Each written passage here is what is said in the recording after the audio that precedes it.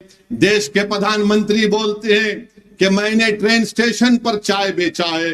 ठीक है, हमको उससे कोई इनकार नहीं है। देश के प्रधानमंत्री कहते हैं कि मैं झोला लेकर निकल जाऊंगा, चले जाइए, कोई फर्क नहीं पड़ेगा। देश के प्रधानमंत्री कहते हैं कि मैं भारत का बेटा हूं, जैसा हम दक्षिणी जबान में बोलते कि चोरा चोरा मिलके गावा बांट लिए। मैं इनको चोर नहीं बोल रहा हूं, कहावत बोल रहा हूं। कहावत है, चोर हम ही है। ये क्या है भाई? ये तो बड़े आदमी है। मेरे जेब में 5 करोड़ आएंगे, तेरे जेब में 50 रुपए नहीं आना चाहिए। बताओ मोदी जी, ये सबका साथ, सबका विकास, सबका विश्वास है। क्या उद्धव ठाकरे ने साथ नहीं दिया CAA के कानून के वक्त? ट्रिपल तलाक के कानून में साथ नहीं दिया। आज आकर बड़ा अपने आप को सेकुलर दिखाते हैं। बॉन्ड की जरूरत नहीं है। मीडिया के लोगों ने पूछा इलेक्ट्रल बॉन्ड तुमको नहीं मिला, तो मैंने उनसे पूछा भाई साहब, बॉन्ड का मतलब आपको मालूम? तो अंग्रेजी में बॉन्ड का मतलब यह है कि मिलना, मिलाना। मिला हमारा जो औरंगाबाद की गरीब जनता से बॉन्ड है, वो पैसे की ताकत उसको तोड़ नहीं सकेगी। जो 2019 में इम्तियाज जलील को आपने कामयाब करके जो बॉन्ड आपको और इम्तियाज जलील का आपने मजबूत किया, मुझे यकीन है कि इंशाअल्लाह ताला 13 मई को वही बॉन्ड कामयाब होगा। मुझे यकीन है कि जिन लोगों ने, जिन पार्टीज को इलेक्ट्रल बॉन्ड में करोड़ रुपए मिले, गरीब कभी उनको माफ करने वाला नहीं है। आप अंदाजा लगाइए कि गुजरात का एक किसान है, उसको कुछ नहीं आता, उसके जरिए से बीजेपी को करोड़ों रुपए मिल गए।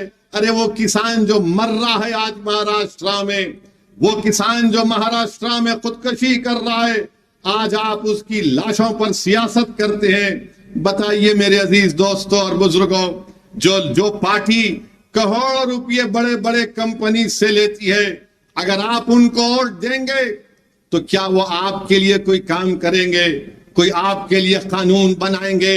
देश के प्रधानमंत्री बोलते हैं कि मैंने ट्रेन स्टेशन पर चाय बेचा है। ठीक है, हमको उससे कोई इनकार नहीं है। देश के प्रधानमंत्री कहते हैं कि मैं झोला लेकर निकल जाऊंगा, चले जाइए, कोई फर्क नहीं पड़ेगा।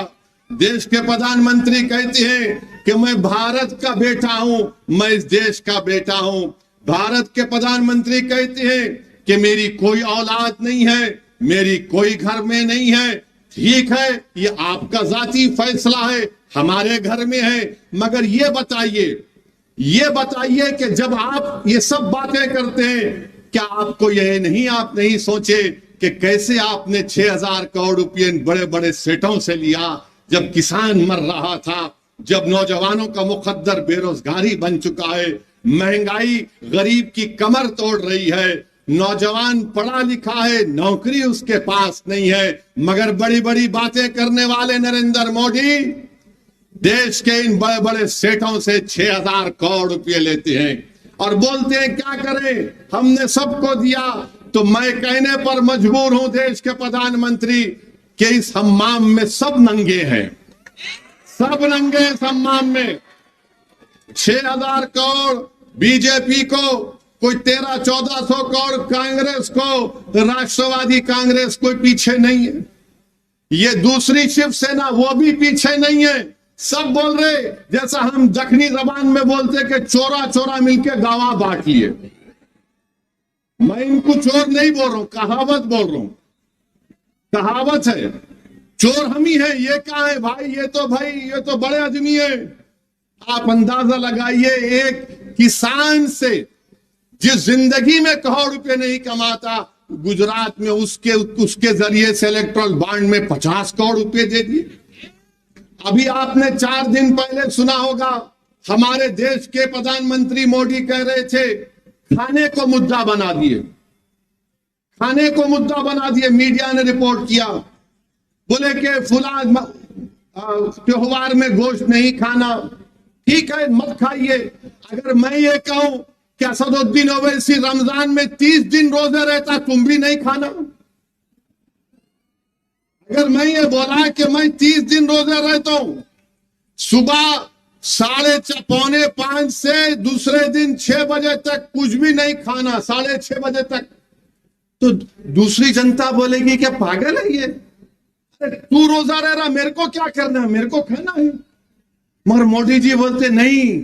अब हम मोदी जी से पूछना चाह रहे हैं, चलिए आपने गोश्त की बात की, तो एक अलाना कंपनी है, एक्सपोर्ट कंपनी बीफ की, उन्होंने इनको 5 करोड़ रुपए दिए।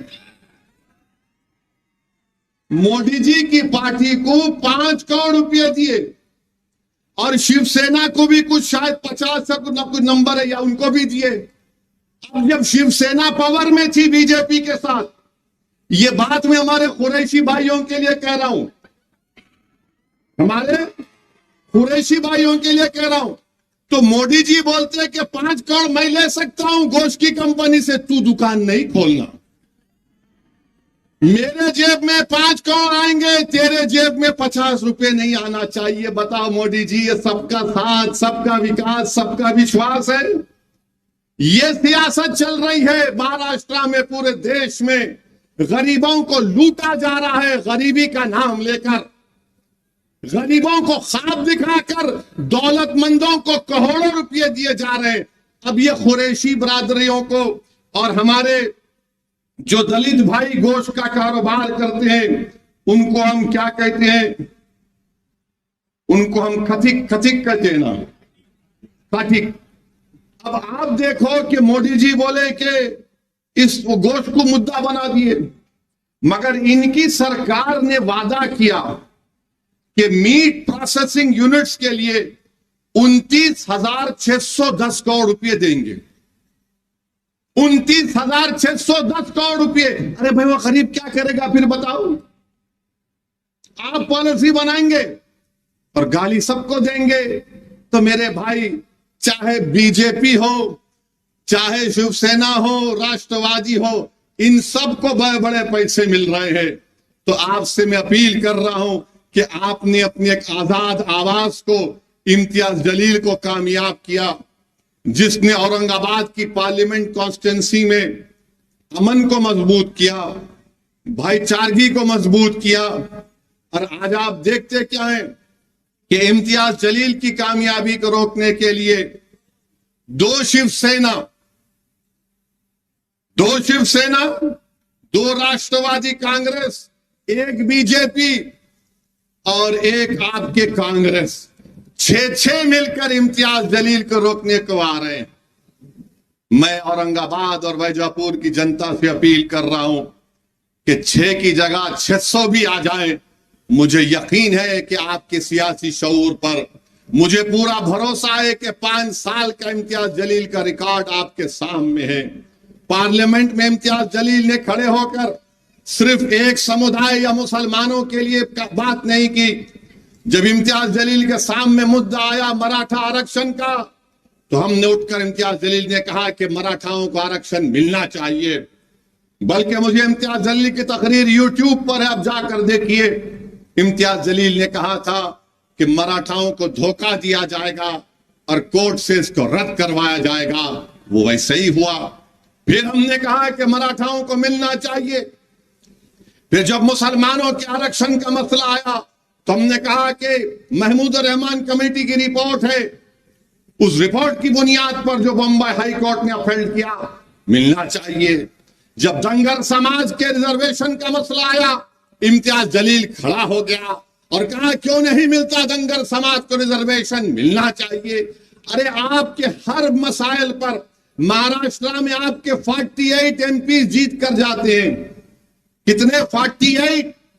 उन 48 में सबसे ज्यादा बोलने वाला महाराष्ट्र के गरीबों के लिए, महाराष्ट्र के दलितों के लिए, महाराष्ट्र के धनगर समाज के लिए, महाराष्ट्र के मराठाओं के रिजर्वेशन के लिए, महाराष्ट्र के गरीबों के लिए, महाराष्ट्र के औरंगाबाद की आवाम के लिए, तो उसका नाम इम्तियाज जलील था।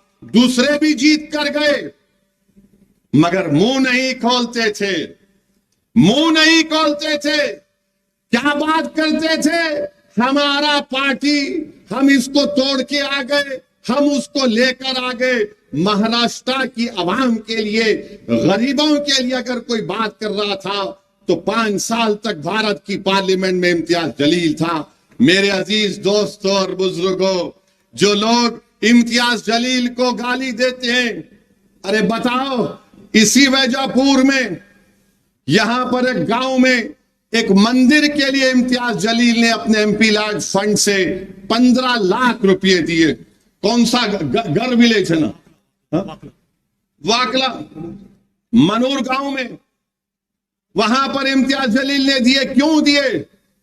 यकीनन इम्तियाज जलील एक मुसलमान है, मगर क्या मुसलमान होने के नाते मैं किसी से नफरत कर सकता हूं? नहीं कर सकता हूं। मैं अगर मैं सच्चा मुसलमान हूं तो मैं किसी से नफरत नहीं कर सकता। मुझे सबसे मोहब्बत करने का हुक्म दिया गया।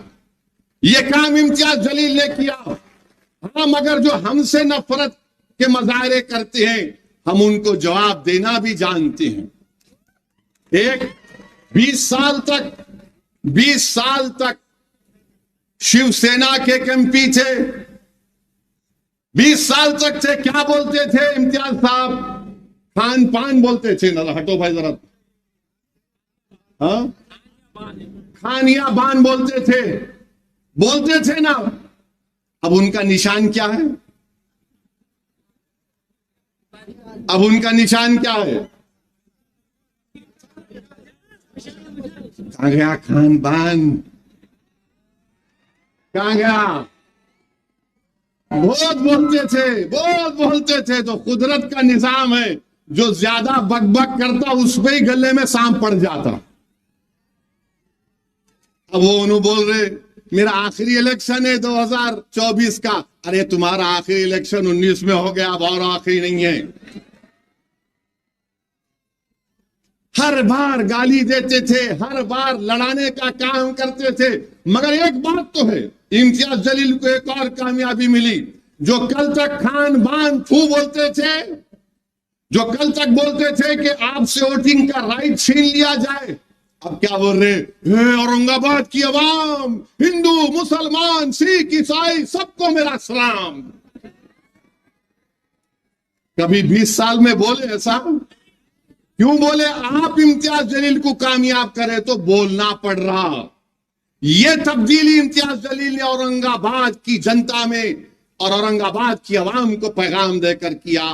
तो इन लोगों का अब इम्तियाज जलील से अब भाग रहे हैं। इम्तियाज जलील बहुत आगे, अरे इसकी इम्तियाज जलील के कदमों पर चल रहे हैं। अब इम्तियाज जलील के नक्शे कदम पर चल रहे हैं। मगर मुझे यकीन है कि इंशाअल्लाह ताला 13 मई के दिन आप तमाम एक होकर औरंगाबाद की आवाम इम्तियाज जलील को जो कामयाब करेगी, वो आपकी कामयाबी होगी। दोबारा वो अमन की कामयाबी होगी, वो मजलूमों की कामयाबी होगी, वो गरीबों की कामयाबी होगी, किसानों के हक की कामयाबी होगी, दलितों को मजबूत बनाने की कामयाबी होगी, मराठाओं को उनको आरक्षण दिलाने की कामयाबी होगी, दंगरों को उनका शेड्यूल ट्राइब स्टेटस दिलाने की कामयाबी होगी। मैं आपसे वादा कर रहा हूं कि ये काम MIM पार्टी कर रही है। आपसे अपील करने आया हूं कि मुत्तहिदा तौर पर अपने वोट का इस्तेमाल करिए। और याद रखिए मेरी इस बात को कि UAPA का कानून आया तो यही शिवसेना ने मोदी का साथ दिया था। CAA का कानून आया, यही शिवसेना ने मोदी का साथ दिया था। ट्रिपल तलाक का कानून आया, यही शिवसेना ने मोदी का साथ दिया। मेरे भाई, मेरे बुजुर्गों, मेरी इज्जतदार मां और बहनों, आज चुनाव आ रहा है तो MIM पार्टी और ओवैसी को गाली दी जाती है। जब CAA का कानून बन रहा था पार्लियामेंट में, यही शिवसेना के लोग नरेंद्र मोदी का साथ दे रहे थे। CAA का कानून बीजेपी अपने मैनिफेस्टो में कहती है, अगर CAA का कानून NPR NRC के साथ होगा तो याद रखिए सबसे ज्यादा तकलीफ पूरे देश में, पूरे महाराष्ट्र में, पूरे औरंगाबाद में होगी तो अल्पसंख्यक समाज, मुस्लिम माइनॉरिटी को होगी, दलितों को होगी, उन गरीबों को होगी जिनके पास वो कागजात नहीं होंगे दिखाने के लिए। बताइए आप, क्या शिवसेना ने, क्या उद्धव ठाकरे ने साथ नहीं दिया CAA के कानून के वक्त? ट्रिपल तलाक के कानून में साथ नहीं दिया। आज आकर बड़ा अपने आप को सेकुलर दिखाते हैं, बड़ा हमदर्द दिखाते हैं। बताइए आप, भारत की पार्लियामेंट में मोदी के 302 MPs के सामने दो लोग खड़े हो गए और कहा कि नरेंद्र मोदी, ये CAA का कानून काला कानून है, हम इस काले कानून को नहीं मानते। जिस तरह महात्मा गांधी ने व्हाइट साउथ अफ्रीका में एक कानून को कहकर फाड़ दिया कि मैं इस कानून को नहीं मानता, पूरी भारत की पार्लियामेंट में दो लोग खड़े हो गए और मोदी की आंखों में आंखें डालकर कहा, सुनो मोदी, अमित शाह, सुनो उद्धव ठाकरे, यह कानून काला, हम उसको फाड़ते, और उस कानून को फाड़ कर दिखाया कि हम ऐसे काले कानून को नहीं मानते। अब बताइए, आपने साथ दिया, आज आकर बड़ा हमको हमदर्द बता रहे हैं। मैं सबको कह रहा हूं कि आपको इन बातों पर गौर व फिक्र करके अपने वोट का इस्तेमाल करना है। मैंने करीब से इम्तियाज जलील साहब को देखा, बड़ा करीब से देखा हूं। मैं आपको जिम्मेदारी के साथ कह रहा हूं कि इस शख्स के दिल में एक हमदर्दी है, गरीबों के लिए, कमजोरों के लिए, मजलूमों के लिए। ये शख्स ये नहीं देखता कि कौन किस समुदाय का है, उसका मकसद एक ही है कि औरंगाबाद की आवाम ने मुझे कामयाब किया। मैंने कई मर्तबा ऐसे लोगों के इम्तियाज जलील से पार्लियामेंट में और उनके घर पर मुलाकात करते हुए देखा जो औरंगाबाद में इम्तियाज जलील के खिलाफ काम किए। मैंने एक बार पूछा इम्तियाज जलील से कि ये भी महाशय आ गए आपके पास? तो बोले हाँ असद भाई आ गए, मेरे खिलाफ काम किए, मगर जो मेरे घर पे आ गया वो मेरे औरंगाबाद पार्लियामेंट की कॉन्स्टिट्यूंसी से आया है, वो मेरा भाई है, मैं इसका काम करके दूंगा। दो मर्तबा इम्तियाज जलील उस आदमी के काम के लिए दौड़ धूप कर रहे थे। तो ऐसे MP की आपको जरूरत है। याद रखिए, 20 साल आप बंदी थे, अब आप आजाद हैं, अब आप आजाद हैं। 48 MP में एक मीम जीतता है तो सबके पेट में दर्द हो जाता है। ये कौन है, ये कैसे जीत कर आया है? लोग ये समझ रहे थे कि इम्तियाज जलील जीत कर आएगा तो असदुद्दीन ओवैसी सिर्फ भाषण देगा और इम्तियाज जलील दूसरों की तरह खामोश बैठे रहेगा। मैंने इम्तियाज साहब से पहले ही कहा था, पहले दिन से मैंने कहा इम्तियाज साहब शुरू कर दो बैटिंग, आपको रुकना नहीं है। इस देश की जनता को मालूम होना चाहिए कि हम आवाम के नुमाइंदे हैं, हम आवाम के वोटों से जीत कर आते हैं, हमारा काम उनकी आवाज को उठाना। आप उठाकर देख लीजिए, भारत की लोकसभा में पूरा रिकॉर्ड है इम्तियाज जलील का। और ये जो 20 साल में ये जो खान बान जा क्या बोलते थे, कितने बार उन्होंने बात की, जब कभी भी बोलते थे वक्फ को खत्म कर दो, वो वैसा कर दो। इनके अखबार में लिखा जाता था कि असदुद्दीन ओवैसी का वोटिंग राइट छीन लिया जाए। आज बड़ी हमदर्दी की बातें कर रहे हैं। क्या यही उद्धव ठाकरे ने महाराष्ट्र की विधानसभा में खड़े होकर क्या कहा था बाबरी मस्जिद के बारे में? ये आपके सामने है। तो फिर से आपसे कह रहा हूं, 2 शिवसेना, 2 राष्ट्रवादी, 1 बीजेपी और 1 कांग्रेस ये नहीं चाहते कि आपकी आजाद आवाज औरंगाबाद से दोबारा कामयाब हो जाए। ये नहीं चाहते कि यह आवाज कामयाब होकर जालिमों से पंजा आजमाई करे। ये सब के सब इलेक्ट्रल बॉन्ड के गुलाम है। हम आपके खाजिम हैं, हम औरंगाबाद की आवाम की जनता के नौकर हैं। आपसे मैं अपील कर रहा हूं कि 13 तारीख के दिन सुबह के अवलीन वक्तों में आप अपने घर से निकलकर अपने के कोर्ट का इस्तेमाल करिए। मैं हमारे तमाम दलित भाइयों से भी अपील कर रहा हूं कि इम्तियाज जलील साहब का साथ दीजिए। आप पूरे एतमाद के साथ 13 मई के दिन निकलकर इम्तियाज जलील साहब का साथ दीजिए। और हमने अमरावती में यह फैसला लिया कि जनाब आनंद अंबेडकर साहब की हम तायीद कर रहे हैं। मैं अमरावती के तमाम जिम्मेदारों से, वहां के बुजुर्गों से अपील कर रहा हूं कि आनंद अंबेडकर साहब की आप सपोर्ट करें, उनको वोट दें ताकि वो वहां पर बीजेपी के एमपी को शिकस्त देकर आनंद अंबेडकर साहब को भी वो मेंबर ऑफ पार्लियामेंट बनाकर अमरावती से भिजाएं। ये एमआईएम पार्टी ने फैसला किया है। तो मेरे अजीज दोस्तों और बुजुर्गों, मेरी आप तमाम से अपील है कि एमआईएम पार्टी आपकी आवाज है। आज आप देख रहे हैं कि कोई आइडियोलॉजी नहीं, सब कभी इधर थे तो कभी उधर जा रहे, कभी इधर जा रहे तो इधर जा रहे। ऐसा दिख रहा है कि सुबह में घर से सफेद शर्ट पैंट पहनकर निकलते हैं, दोपहर में खाकी शर्ट पैंट पहन लेते हैं और शाम होने तक लाल रंग का कपड़ा पहन लेते हैं। ये आइडियोलॉजी अब कोई बाकी नहीं रही। इसलिए बहुत जरूरी है कि आप तमाम वेजापुर की जनता 13 मई के दिन अपने एक वोट का इस्तेमाल करिए और दोबारा अपनी एक आजाद आवाज को इम्तियाज जलील को पतंग के निशान पर बटन दबाकर कामयाब करिए। आप तमाम का बेहद शुक्रिया, क्योंकि अब नमाज का वक्त भी होने वाला है और आप लोग यहाँ पर आए, आपका बहुत बहुत शुक्रिया। 13 मई को पतंग के निशान पर बटन दबाइए और जाकर अपनी पतंग को वैजापुर के आसमानों पर फैलाइए और बता दीजिए कि आप मुत्तहिद हैं, इत्तेहाद ताकत है, अपनी पार्टी को कामयाब करिए।